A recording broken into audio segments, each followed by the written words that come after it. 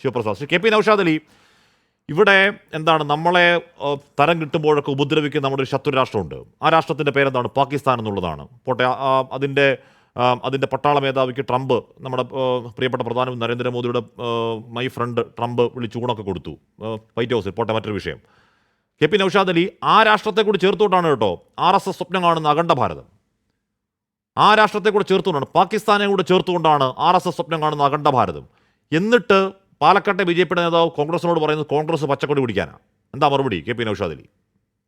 അഷ്മ, ഇവിടെ ഞാൻ ആ ചോദ്യത്തിന് സ്പെസിഫിക് ആയി മറുപടി പറയുന്നതിന് മുമ്പായിട്ട് നമ്മൾ ഈ ഭാരതാംബയുമായി ബന്ധപ്പെട്ടൊരു പശ്ചാത്തലം ഒന്ന് പറയാൻ അനുവദിക്കണം. കാരണം ഇന്ത്യയുടെ ഒരു BC ചരിത്രം തൊട്ടെടുത്താല് ഇവിടെ ഐരാണിയൻ, ബാക്ട്രിയൻ, റോമാക്കാർ, ടർക്കുകൾ, മംഗോൾ ടർക്കുകൾ, ശകൻ, കുശൻ, ഇങ്ങനെയുള്ള ഒരുപാട് ജനങ്ങൾ വന്നിട്ടാണ് ഈ രാജ്യം ഇന്ന് കാണുന്ന ഒരു ജനപദത്തിലേക്ക് ആദ്യ ചുവടുകൾ വെച്ചത്.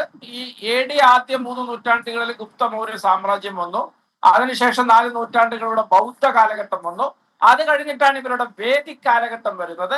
അത് കഴിഞ്ഞ് ഒരു 12ാം നൂറ്റാണ്ടോടുകൂടി ഇവിടെ ഡൽഹി സുൽത്താനേറ്റ് വന്നു. ഗസ്നി, ഗോറി, ഖിൽജി, ബാബുൽക്ക്, തുഗ്ലക്ക്, ലോധി ഒക്കെ ഉൾപ്പെടെയുള്ളവർ.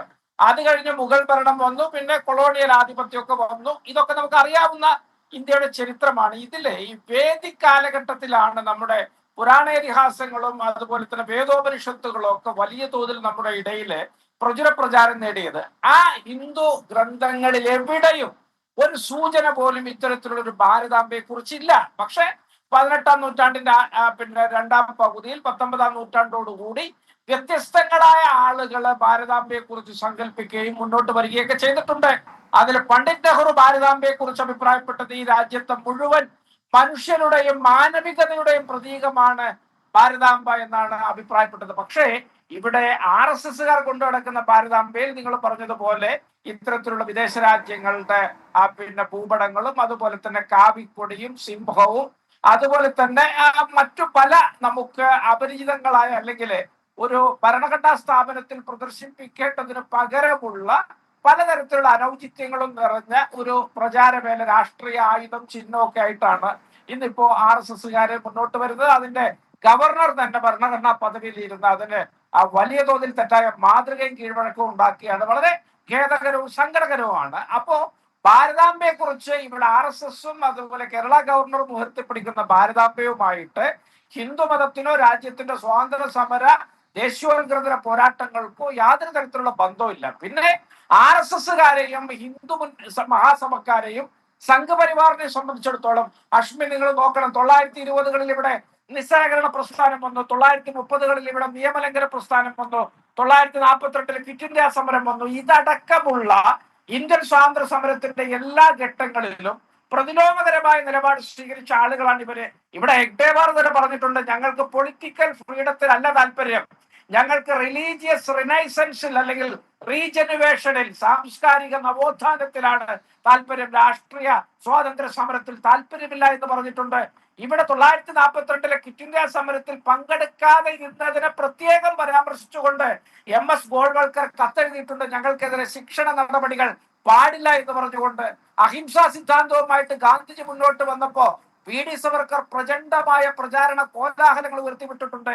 രാജ്യത്ത് ജിന്നയും സർവേന്ത്യ ലീഗും രാഷ്ട്രവാദം ഉന്നയിക്കുന്നതിന് മുമ്പ് 1936 സവർക്കറാണ് ആദ്യമായിട്ട് അഹമ്മദാബാദിൽ വെച്ച് ഹിന്ദു മഹാസഭാ സമ്മേളനത്തില് രാഷ്ട്രവാദം ഉന്നയിച്ചത്. 1942 ക്വിറ്റ് ഇന്ത്യ സമര കാലത്ത് പിന്നെ പ്രവിശ്യ ഭരണകൂടങ്ങൾ കോൺഗ്രസ് ഒഴിഞ്ഞു പോയപ്പോ സർവേന്ത്യ ലീഗിനൊപ്പം സിന്ധുലും പഞ്ചാബിലും അതുപോലെ തന്നെ നോർത്ത് വെസ്റ്റ് ഫ്രോണ്ടിയർ പ്രൊവിൻസിലും പിന്നെ ബംഗാളിലും ഒക്കെ അധികാരം പങ്കിട്ട ആളുകളാണ് ഇവിടുത്തെ ഹിന്ദു മഹാസഭക്കാരിൽ. ശ്യാമപ്രസാദ് മുഖർജി അടക്കമുള്ള ആളുകള് മന്ത്രിമാരായിരുന്നിട്ടുണ്ട്. അതുപോലെ തന്നെ ഗോൾവൽക്കറിന്റെ പ്രസിദ്ധമായ ഒരു പ്രസ്താവനയുണ്ട്, we have no intention to take part India freedom struggle എന്ന് പരസ്യമായിട്ട് ഗോൾവൽക്കർ പറഞ്ഞിട്ടുണ്ട്. സവർക്കറിന്റെ മാപ്പപേക്ഷ ഉൾപ്പെടെ അദ്ദേഹം 1924 ജയിലിൽ നിന്ന് ഇറങ്ങിയതിനു ശേഷമുള്ള അദ്ദേഹത്തിന്റെ മുഴുവൻ ജീവിതവും ബ്രിട്ടീഷ് കൊളോണിയലിസത്തിനും ഇമ്പീരിയലിസത്തിനും ഒക്കെ അനുകൂലമായിട്ടുള്ളതായിരുന്നു. 2ാം ലോക മഹായുദ്ധ കാലത്ത് മുഴുവൻ ഹിന്ദു യുവാക്കളെയും നമ്മുടെ പട്ടാളത്തിൽ ചേരാൻ, ബ്രിട്ടീഷ് പട്ടാളത്തിൽ ചേരാൻ സവർക്കർ പ്രേരിപ്പിക്കുകയും ആഹ്വാനം നൽകുകയും ചെയ്തിട്ടുണ്ട്. അതിനെ തുടർന്നാണ് 2ാം ലോക മഹായുദ്ധത്തിൽ ബ്രിട്ടനുമായിട്ട് ഇന്ത്യൻ സ്വാതന്ത്ര്യത്തിന് വേണ്ടി ഇഞ്ചോടിച്ച് പോരാടുന്ന, ബ്രിട്ടനെതിരായിട്ട് പോരാടുന്ന ഈ പറഞ്ഞ നേതാജി സുഭാഷ് ചന്ദ്രബോസ് ഇവിടുത്തെ ഹിന്ദു മഹാസഭക്കാരെയും സംഘപരിവാറിനെയും നോക്കി നിങ്ങള് കൊളോണിയലിസത്തിന്റെ പാവകളും യെസ്. പിടിയാളുകളുമാണ് എന്ന് പരസ്യമായി ആക്ഷേപിച്ചത്. അത്തരത്തിൽ നമ്മുടെ സമൂർത്തവും സമൂലവും സുവർണവുമായ ചരിത്ര ദശകളിൽ എവിടെയും ഇടമില്ലാത്ത സംഘപരിവാറും RSSും ഒക്കെ കാലം കുറെ കഴിയുമ്പോൾ അവരുടെ ഇപ്പോഴത്തെ സംഘടനാ അധികാര കായബലമൊക്കെ പ്രയോഗിച്ചുകൊണ്ട് ഇത്തരത്തിലുള്ള വ്യാജ ചിഹ്നങ്ങളുമായിട്ട് ഉത്തരവാദിത്തപ്പെട്ട അധികാര കേന്ദ്രങ്ങളെ മലിനപ്പെടുത്തുമ്പോൾ തീർച്ചയായിട്ടും അതിനെ മതേതര ജനാധിപത്യ മനസാക്ഷിയുള്ള മുഴുവൻ എതിർക്കുമല്ലോ. മനുഷ്യരും ആ എതിർപ്പ് കേരളത്തിൽ കാണുന്നുണ്ട്. ഐക്യപ്പെടേണ്ടതുണ്ട്. ശരി, ഞാൻ അങ്ങനെ എത്താം. ഞാൻ എത്താം. K P Naushad Ali.